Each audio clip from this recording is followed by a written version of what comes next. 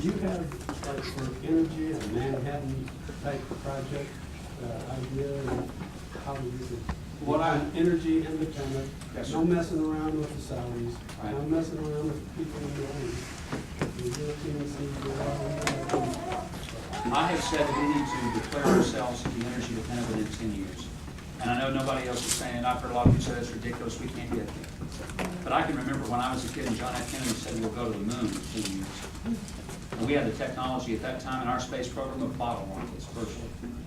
And I remember in 1969 on the July summer night sitting there and watching the black and white TV in my parents' living room as I sat there on the floor and watched Neil Armstrong put his feet on the moon's surface and say, one small step for man, one giant leap for mankind.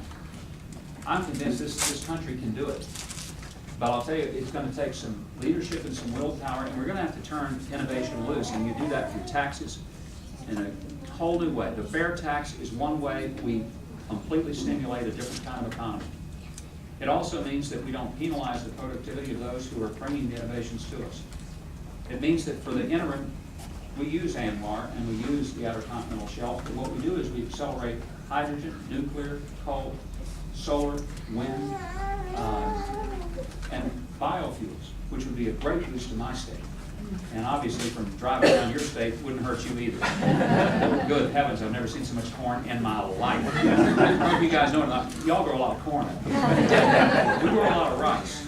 And we have a lot of rice hulls. We have a lot of trees, a lot of biomass products that can be done. My point is that it's not one of these things, it's all of these things.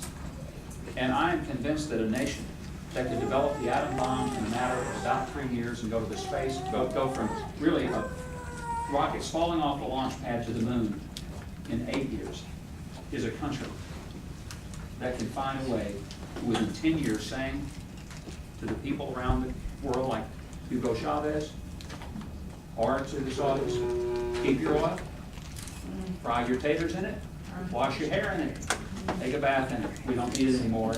Because the country has to have 3 things to be free. It's got to be able to feed itself. That's why we need a strong agricultural economy. Number 2, it's got to be able to fuel itself. We can't be dependent upon somebody else for our energy.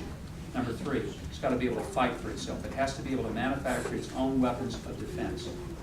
And I'll tell you something, I saw a sign somewhere, I don't know who it was that put it up, it was great. It said this, it said, if you think it's been tough having to depend on foreign oil, wait till you have to depend on foreign food. And I thought it was a very prophetic statement. That's why, folks, we need the kind of leadership that doesn't say, we'll talk about it, we'll think about it. The kind of leadership says, we'll get it done. Or as maybe Larry the Cable Guy would say, we'll just get her done. One final word.